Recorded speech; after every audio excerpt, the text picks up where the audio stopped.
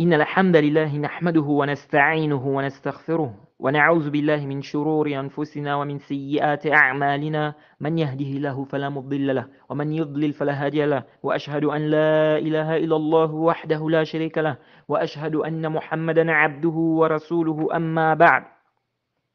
Louange à Allah, le créateur des cieux et de la terre, on le loue pour tout ce qu'il nous accorde comme bien, comme grâce. On lui demande de prier sur son prophète Mohammed, sallallahu alayhi wa sallam, sa famille, ses compagnons et tous ceux qui les ont suivis jusqu'au jour de la rétribution. Celui qu'Allah a guidé, personne ne peut l'égarer. Celui qu'Allah a égaré, personne ne peut le guider.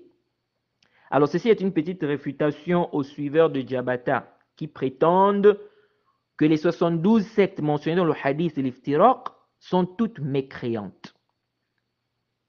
Alors, il n'y a pas de doute que cette parole est complètement batilun. Dire que les 72 sectes mentionnées dans le hadith de l'Iftiraq sont toutes mécréantes, c'est une parole qui est batilun. Qawlun batilun fasidun. C'est une parole qui est batilun la shakka fihi. C'est une parole qui est complètement fausse. C'est une parole qui est nulle. Et c'est une parole à rejeter avec la toute dernière énergie. Alors, le hadith de l'iftiraq, c'est un hadith qui est connu et c'est un hadith qui est authentique, hatman wa jazman, contrairement à ceux qui veulent rendre ce hadith-là faible. Ou Ibn Hazm qui dit que la partie qui dit tous vont aller en enfer, hein, sauf un groupe, que cette partie est inventée, ça c'est une parole qui n'est pas sahih. C'est une parole qui n'est pas sahih. Ce hadith, c'est un hadith qui est authentique. Et le hadith a plusieurs chaînes de transmission. Naam, il y a certaines chaînes de transmission qui sont faibles, mais de là, on ne peut pas prendre ces chaînes de transmission qui sont faibles et venir dire que toutes les chaînes de transmission qui sont venues sont complètement faibles. Jade. Et le temps ne nous permet pas, hein, peut-être on aura le temps, peut-être à une autre occasion, de détailler un peu les chaînes de transmission par rapport à ce hadith. Mais ici, ce qui m'intéresse, ce n'est pas, c'est pas d'abord au niveau comment on appelle ça, l'authenticité du hadith. Parce que le hadith, c'est authentique. Jade. Ce qui m'intéresse ici, c'est surtout au niveau de la compréhension. La compréhension que certains ont eue de ce hadith. Alors, ce hadith, comme je vous ai dit, c'est un hadith qui a plusieurs chaînes de transmission. Et ça a été rapporté par plusieurs compagnons. On a par exemple la version de Aouf ibn Malik, où le prophète Mohammed, où il dit que le prophète Mohammed sallallahu alayhi wa sallam a dit Iftaraqat al-Yahuda ala 71 فرقة فواحدة في الجنة و70 في النار وافترقت النصارى على 72 فرقة فإحدى وسبعون في النار وواحدة في الجنة والذي نفس محمد بيده لتفترقن أمتي على 73 فرقة فواحدة في الجنة و72 في النار قيل يا رسول الله من هم قال الجماعة. Ça c'est la version d'Ibn Majah, rapportée par Ibn Majah et Sunan, tome 2, hadith numéro 1322. Et c'est un hadith, bon, Ibn Majah et bien d'autres, hein. C'est un hadith, ça a été rapporté par Ibn Majah et bien d'autres. Ça a été authentifié par le Sheikh Al-Albani et bien d'autres. Alors, là-dedans, Aouf ibn Malik nous dit que le prophète Mohammed sallallahu alayhi wa sallam a dit les Juifs se sont divisés donc en 71 groupes. Un seul groupe au paradis, 70 en enfer. Les chrétiens sont divisés en 72, donc 72 groupes, 71 en enfer et un groupe au paradis. Il dit, le prophète dit, par celui qui détient, n'est-ce pas, l'âme de Mohammed dans sa main, ma communauté va se diviser en 73 groupes. Un seul groupe au paradis, 72 en enfer. On lui a demandé, qui sont-ils? Jade, c'est-à-dire que ceux-là qui vont aller au paradis, il a dit, c'est Al-Jama'a. Alors ça, c'est une riwaya du hadith. C'est une version du hadith. Et comme je vous ai dit, le hadith, c'est un hadith qui est authentique et ça a été rapporté, n'est-ce pas, dans plusieurs Ils ont plusieurs chaînes de transmission. Et c'est un hadith qui est authentique et vous connaissez certainement ce hadith. C'est un hadith qui est connu. Jay. Alors, le problème maintenant se situe à quel niveau? On sait que le prophète Mohammed sallallahu alayhi wa sallam nous a informé que sa communauté va se diviser en 73 groupes. Tous vont en enfer sauf un seul groupe. Okay? Donc on aura 73 groupes, tous vont aller en enfer sauf un seul groupe. Donc on va dire 72 vont aller en enfer, 72, n'est-ce pas, vont aller en enfer, et un groupe qui va aller au paradis. Alors, ces 72 sectes qui vont aller en enfer, est-ce que ces sectes-là sont mécréantes? C'est une question. Alors, certaines personnes prétendent que ces 72 sectes-là vont aller éternellement en enfer. Qu'elles sont toutes mécréantes. Est-ce que ça c'est sahih? Nous disons ce n'est pas sahih. Nous disons ce n'est pas sahih. Lèche. Pourquoi? Premièrement, nous disons, nulle part dans ce hadith de l'iftiraq, dans toutes les chaînes de transmission qui sont venues, nulle part on est dit, dans toutes les chaînes de transmission authentiques qui sont venues, nulle part on est dit que ces sectes-là vont aller en enfer éternellement. Nulle part. Nulle part il est dit que ces sectes-là sont toutes mécréantes. Nulle part. Jade. Donc celui qui vient dire que quand le prophète Mohammed sallallahu alayhi wa sallam a dit kulluha finnar, donc parlant de ces sectes-là, qu'elles seront tous en enfer, celui qui vient dire que quand le prophète a dit ça, ça veut dire qu'elles vont aller en enfer éternellement, on va lui dire Aina dalil, Aina al-burhan, ma daliluka ala hadha. C'est quoi ta preuve? Voilà la preuve de ça. Jade, c'est quoi ta preuve dans ça? Donc, le prophète n'a pas dit ça. Le prophète, dans ce hadith, n'a pas dit que ces sectes-là vont aller éternellement en enfer. Il n'a pas dit que ces sectes-là vont être en enfer khalidina fiha. Il n'a pas dit ça. Il a dit seulement en enfer. Et vous êtes sans ignorer qu'on a plein de textes où on nous parle par exemple de certains péchés, où on dit par exemple que ça, c'est en enfer ou ça conduit en enfer. Mais on sait tous que la personne qui va faire ce péché n'est pas devenue mécréante. Cette personne ne va pas aller en enfer pour y demeurer éternellement.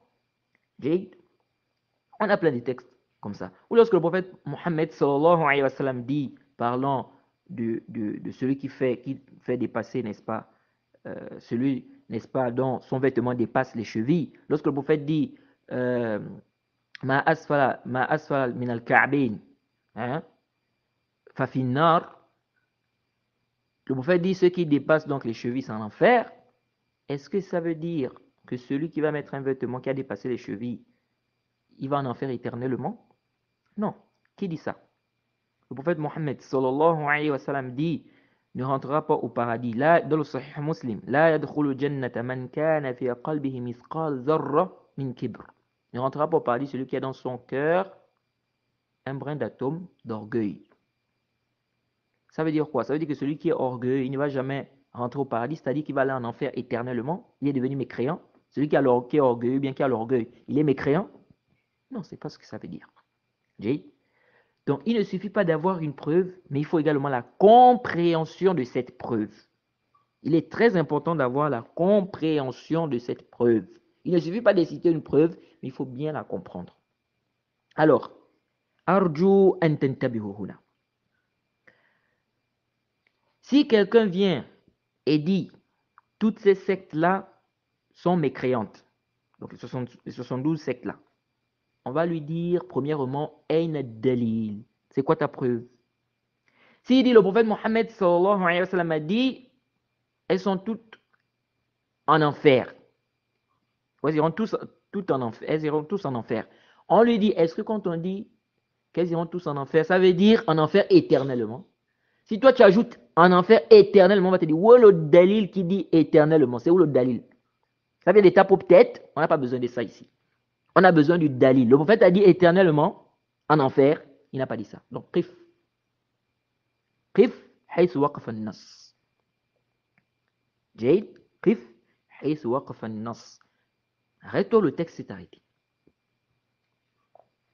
S'il dit, elles sont toutes mécréantes, on dit, aïna dalil. C'est quoi le dalil de ça? Le prophète a dit ça dans le hadith. Mumtaz. Alors, celui qui vient dire que quand le prophète a dit, elles iront tous en enfer,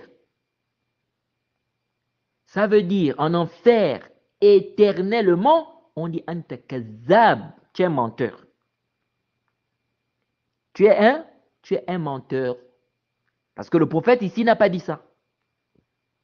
Donc, tu es en train d'ajouter quelque chose qui n'existe pas dans le texte. Alors, premièrement, c'est ça. Celui qui vient, qui dit elles sont toutes mécréantes, on dit où est le dalil? Donc, si tu n'as pas de dalil, alors disons que ta parole c'est mardoud. Jade, c'est mardoud. Comme a dit l'imam Malik. L'imam Malik a dit quoi? L'imam Malik a dit, comme c'est venu dans certains vers, wa malikun imamu daril hijra, qala wa qad ashara nahwa al-hujra. Kulu kalamin minhu zu qabuli wa minhu mardudu siwa ar-rasul. Jade, on dit que l'imam Malik a dit, toute parole, Jade, on peut accepter, comme on peut rejeter, sauf la parole du prophète Mohammed sallallahu alayhi wa sallam. Il a dit sauf celui qui est dans cette tombe-là. C'est-à-dire le prophète Mohammed sallallahu alayhi wa sallam. C'est-à-dire la parole du prophète, on ne peut pas rejeter ça. Mais en dehors du prophète Mohammed sallallahu alayhi wa sallam, quelqu'un apporte une parole. Ça peut être rejeté. Si ta parole n'est pas en conformité avec les textes, avec la compréhension des salafs, on met ça à côté. On ne prend pas ça.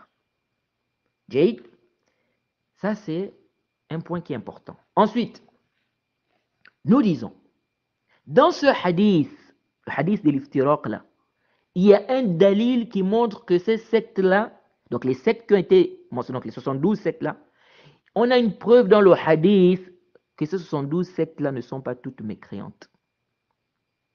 Qu'elles ne sont pas mécréantes. On a un dalil dans le hadith même que ces sectes-là ne sont pas mécréantes. C'est quoi le dalil? L'imam al-Khattabi dit ceci. Il dit dans Ma'alim al-Sunan, tome 5, page 5. Il dit ceci. Fil hadith. Il dit, fil hadith, dalilun ala anna hadhihi al-firqata. هذه الفرق. Il dit, fil hadith, dalilun ala anna hadhihi al-firaq. كلها غير خارجة من الدين. Il dit quoi? L'imam al-Khattabi rahimahullah dit في الحديث دليل على أن هذه الفرق كلها غير خارجة من الدين إذ جعلهم النبي صلى الله عليه وسلم من أمته وفيه دليل على أن المتأول لا يخرج عن الملة وإن أخطأ في تأويله. Il dit ceci. Dans ce hadith, ou dans le hadith, nous avons une preuve que toutes ces sectes-là ne sont pas sorties de l'islam, ne sont pas sorties de la religion. Comment ça? Il dit, car le prophète Mohammed sallallahu alayhi wa sallam les a considérés comme faisant partie de sa communauté. Il dit, car le prophète les a considérés comme faisant partie de sa communauté. Il y a également un dalil dans ce hadith que celui qui a fait une mauvaise interprétation, il ne sort pas de la religion, même s'il s'est trompé dans son interprétation. Je ne sais pas si vous avez compris la parole d'Imam al-Khattabi. Wajh dalala. Il te fait comprendre, même al-Khattabi, il te fait comprendre ici que dans ce hadith, on a une preuve que toutes ces sectes-là ne sont pas sorties de l'islam. C'est quoi la preuve? Il dit car le prophète Mohammed sallallahu alayhi wa sallam les a considérés comme faisant partie de sa communauté. Donc ça veut dire qu'elles ne sont pas, que ces sectes-là ne sont pas mécréantes. Je ne sais pas si vous avez compris. Quelqu'un peut dire, mais non, c'est pas parce que dans le hadith, le prophète a dit quoi? Il a dit, Sataftariqu ummati, ma communauté va se diviser en 73 groupes. Il a dit ma communauté. Quelqu'un peut dire, mais nous avons deux types. Quand on parle de la communauté du prophète, bien quand on parle de la communauté, pardon, nous avons Ummat al-Da'wa et Ummat al-Istijaba. Ummat al-Da'wa, ce sont donc les koufars, ceux-là qu'on appelle à l'islam. Et Ummat al-Istijaba, ce sont ceux-là qui ont accepté l'islam. Donc quand le prophète ici dit ma communauté, rien ne nous prouve qu'il s'agit des musulmans. Ça peut être Ummat al-Da'wa, ça peut être Ummat al-Da'wa. Nous disons Haza ghalat. Haza ghalat. Ils ont été trompés ici. Ça, c'est une erreur que tu viens de faire. Lèche, pourquoi? Car dans le hadith, le prophète a parlé des juifs. Ensuite, le prophète a parlé des chrétiens. Après, le prophète Mohammed sallallahu alayhi wa sallam a dit ma communauté. C'est un dalil qui ici, il est en train de parler de qui? Il est en train de parler des musulmans. Ça veut dire que le prophète est en train de parler des musulmans ici. Il n'est pas en train de parler des koufars. Donc quand il dit ma communauté, il parle des musulmans. C'est pourquoi le même Al-Khattab a dit ici, on a un dalil dans ce hadith que ces 72 sectes-là ne sont pas sortis de la religion. C'est quoi la preuve? Il dit car le prophète Mohammed sallallahu alayhi wa sallam les a considérés comme faisant partie de sa communauté. Vous avez compris ça? Ça c'est clair. Ça c'est clair. Donc, ces 72 sectes-là, Jade, ne sont pas sortis de l'islam. Jade, la preuve se trouve dans le hadith même. La preuve se trouve dans le hadith même. Car le prophète Mohammed sallallahu alayhi wa sallam les a considérés comme faisant partie de sa communauté.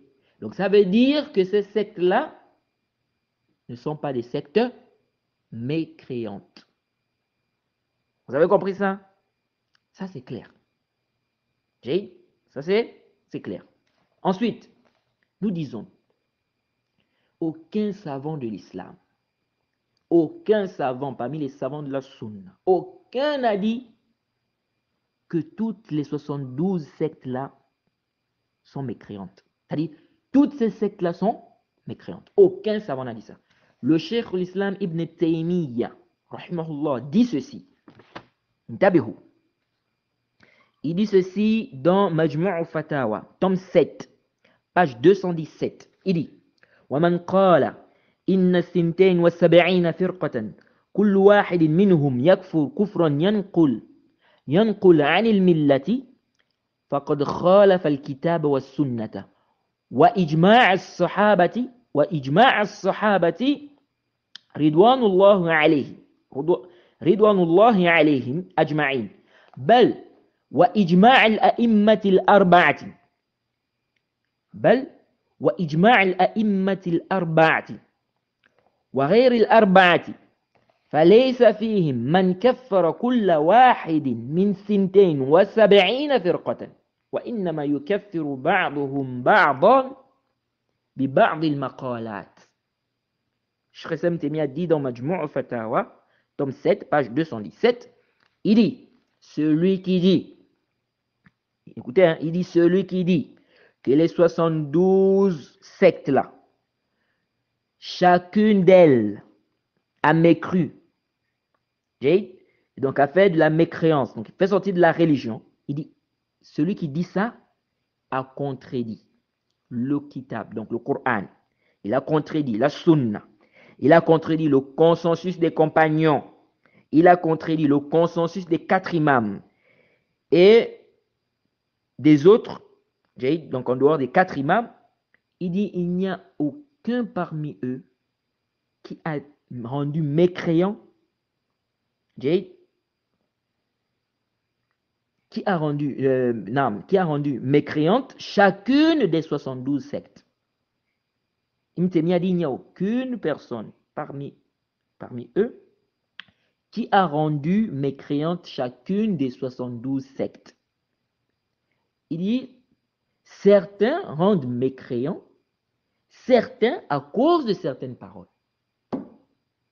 Ça, c'est clair ou pas? C'est clair. Cheikh Hassan Temia dit il n'y a aucun savant qui a rendu mécréant ou mécréante chacune des 72 sectes. Jade. Al-Hafiz al-Zahabi, grand savant de hadith, il dit quoi? Al-Hafiz al-Zahabi dit, il dit ceci dans Al-Muntaqa min Minhaj al-I'tidal, à la page 334. Il dit, wa iza qala al-muslimu, il dit si le musulman, donc le musulman dit, Rabbana ighfir lana wa li ikhwanina alladhina sabaquna bil iman. Il dit si le musulman dit, notre Seigneur, pardonne-nous et pardonne également. Donc, ainsi qu'à nos frères, n'est-ce pas, ceux-là qui nous ont dévancés dans la foi, il dit يقصد كل من سبقه من قرون الأمة بالإيمان وإن كان قد أخطأ في التأويل تأوله مخالف للسنة أو أذنب ذنبا فإنه من إخوانه الذين سبقوه بالإيمان فيدخل في العموم وإن كان من 72 فرقة فإنه ما من فرقة إلا وفيها خلق كثير ليسوا كفارا بل مؤمنين فيهم ضلال وذنب يستحقون به الوعيد كما يستحقه العصاة المؤمنين والنبي صلى الله عليه وسلم لم يخرجهم من الإسلام بل جعلهم من أمته ولم يقل إنهم يخلدون في النار فهذا أصل عظيم ينبغي مراعاته.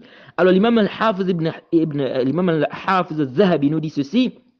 Il dit si le musulman dit Seigneur pardonne-nous ainsi que nos frères qui nous ont précédés dans la foi, il dit il vise par là tous ceux qui l'ont précédé, n'est-ce pas, dans la foi, parmi les générations, n'est-ce pas, qui sont passées, parmi les générations. Il dit même si il a fait quoi? Il a fait une erreur au niveau de l'interprétation. Donc une erreur, donc il a fait une chose qui contredit comment ça, la sunna. Où il a commis un péché. Il dit il fait partie de ses frères.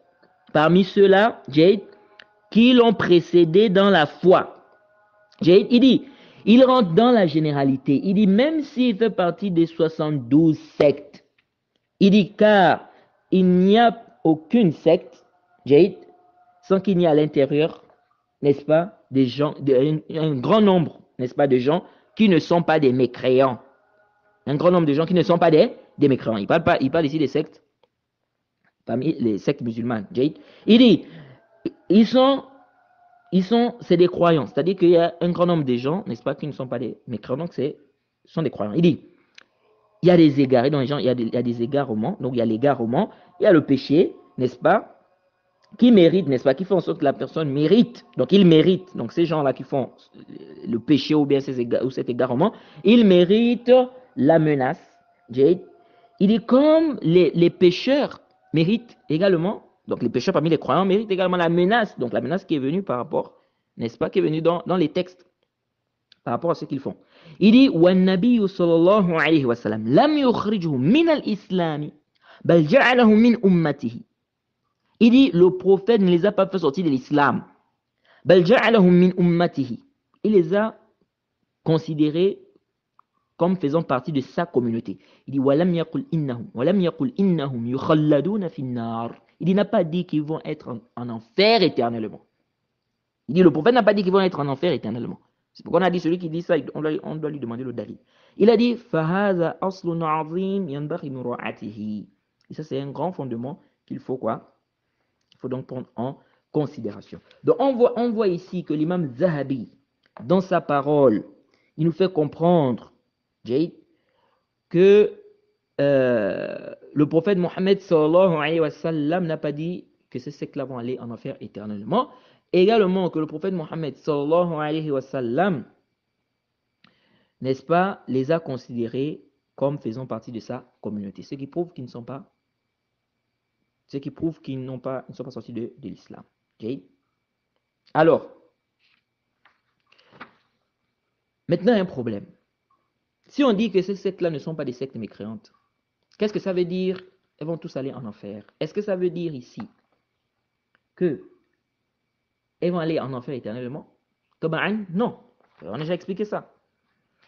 Alors, tous vont aller en enfer. On peut comprendre ça de deux façons.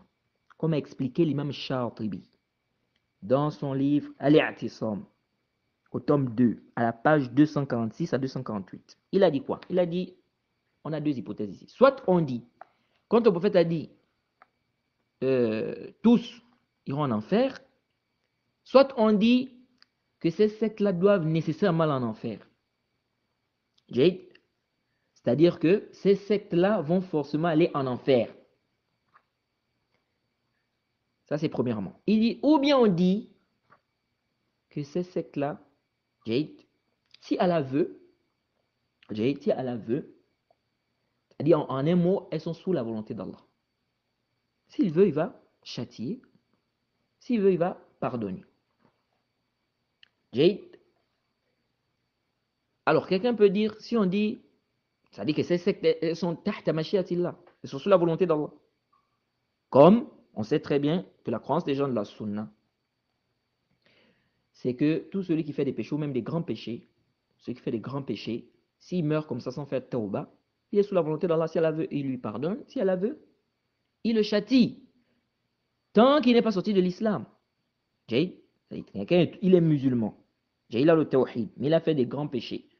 Il n'a pas fait le tawbah. S'il meurt comme ça, il est sous la volonté d'Allah. Allah subhanahu wa ta'ala dit quoi? Inna Allah la yaghfiru an yushraka bihi wa yaghfiru ma duna zalika liman yasha. Allah ne pardonne pas à quiconque lui donne des associés, mais à part cela, il pardonne à qui il veut. Donc en dehors du shirk et du kufr, en dehors du shirk et du kufr, parce que ce verset montre même que le kufr c'est le shirk, et le shirk c'est le kufr. Le shirk c'est le kufr. C'est pourquoi on dit tout celui qui fait du shirk, donc kullu mushrik, tout celui qui est mushrik, pour être plus précis, tout celui qui est mushrik, il est kafir. Tout celui qui est kafir aussi, il est mushrik. Même si c'est vrai, il y a une divergence des savants, n'est-ce pas, concernant est-ce que tout kafir est mushrik? C'est une divergence parce que les savants divergent. Est-ce que le kufr et le shirk, c'est la même chose au niveau du shara', ou bien on dit qu'il y a une différence? Ala kulli hal. Ce qui nous intéresse ici, c'est que la croyance des gens de la sunna, celui qui a commis un péché, parmi les gens, n'est-ce pas, parmi les musulmans, il a commis un grand péché, il n'a pas fait de tawbah, il est mort comme ça, il est sous la volonté d'Allah. Donc il est musulman, il a fait un grand péché, il est mort comme ça, il est sous la volonté d'Allah. Si elle veut, lui pardonne, si elle veut, il le châtie. Tout croyant finira par sortir de l'enfer. C'est-à-dire tout croyant qui va entrer en enfer, il va finir par sortir de l'enfer. Les croyants ne vont pas rester éternellement en enfer. Et le musulman ne reste pas éternellement en enfer. Et on a plein de preuves justifiant cela, parmi lesquelles les hadiths de Shafa'a, les hadiths qui parlent de l'intercession. On voit bien qu'Allah subhanahu wa ta'ala dit qu'il fera sortir de l'enfer des gens qui n'ont pas fait le shirk. Bienvenue dans le Sahih. Bienvenue dans le Sahih al-Bukhari. Donc ça veut dire quoi? Ça veut dire que tout celui qui a le tawhid, il finira par sortir de l'enfer. Alors ici, quelqu'un peut dire, mais comment ça? Comment on va dire? L'imam Shatibi dit, il y a deux hypothèses. Soit ces sectes-là vont aller nécessairement en enfer, obligatoirement, c'est-à-dire elles doivent aller forcément en enfer, soit on dit qu'elles sont sous la volonté d'Allah. Mais comment on va dire, elles vont aller nécessairement en enfer, forcément en enfer, alors qu'on sait que la croyance des gens de la sunna, c'est que tout celui qui meurt, n'est-ce pas, par rapport qui meurt sur un grand péché, ou bien qui a fait un grand péché, qui n'a pas fait de tawbah, n'est-ce pas? Tout celui qui a fait un grand péché, qui n'a pas fait tauba, donc qui est musulman, il est sous la volonté d'Allah. Donc, comment on va dire ici? On dit c'est des musulmans, on dit ils doivent forcément aller en enfer. Il a expliqué. L'homme Charles bien expliqué. Il dit, il y a des savants qui ont dit par exemple que certains péchés, celui qui fait ça, il doit nécessairement aller en enfer. Il y a des savants qui ont dit ça. Pour exemple, je vais vous donner un exemple simple, la question du shirk, le petit shirk. Vous trouvez des paroles de certains savants concernant le petit shirk, hein, comme le Cheikh Hassan Temir. Il te dit que celui qui fait le petit shirk, Jade, il doit nécessairement être châtié. Il doit nécessairement être châtié. Donc, ça dit qu'il doit nécessairement entrer en enfer, celui qui fait le petit shirk. S'il n'a pas fait tauba. Parce que, il voit que le texte est général. Le texte qui a dit Inna Allah la yaghfiru an yushraka bihi wa yaghfiru ma duna zalika liman yasha. Allah ne pardonne pas à quiconque lui donne des associés. Allah ne pardonne pas à quiconque lui donne des associés, mais à part celui qui pardonne à qui il veut. Donc, il voit ici qu'on a parlé ici du shirk. C'est général, donc le petit shirk et le grand shirk. Donc, celui qui fait le petit shirk, s'il meurt comme s'il n'a pas fait tauba, il doit d'abord passer par l'enfer. Allah ne lui pardonne pas. Il doit d'abord être châtié. Mais il finira par sortir de l'enfer parce que le petit shirk, ce n'est pas le grand shirk. Parce que le petit shirk ne fait pas sortir ça ne fait pas sortir de l'islam. Ça ne fait pas sortir de l'islam. Alors, donc, voilà un peu en résumé ce qu'on peut dire par rapport à ce hadith. Bien évidemment aussi, par rapport à la question du petit shirk, n'est-ce pas? Celui dont ses bonnes actions seront plus que ses mauvaises, lui ne va pas nécessairement entrer. Il ne va pas nécessairement entrer. Il ne va pas aller en enfer. Même s'il a fait le petit shirk, il ne va pas forcément aller en enfer. Hein. Même chez le Cheikh l'Islam, Ibn Taymiyyah, c'est celui dont les bonnes actions sont plus que les mauvaises, lui il rentre au paradis. Lui rentre au paradis. Ce n'est pas ici le moment de faire des tafsilat sur cette question. Nous, ce qui nous intéresse ici, c'est de savoir, n'est-ce pas, de comprendre que les 72 sectes-là qui ont été citées dans le hadith ne sont pas toutes mécréantes. Et que dire que toutes ces sectes-là, 72 sectes-là, sont toutes mécréantes, elles iront en enfer éternellement, c'est une parole qui est batilun. Qawlun batilun la shakka fihi. C'est une parole qui est fausse et c'est une parole qui est à rejeter avec la toute dernière énergie. Jade. Donc voilà un peu ce que je voulais rappeler par rapport à cette question. Demande qu'elle nous facilite, qu'elle nous donne la compréhension de sa religion. Wa subhanaka lahumma bihamdik wa ashhadu an la ilaha illa anta astaghfiruka wa atubu ilayk.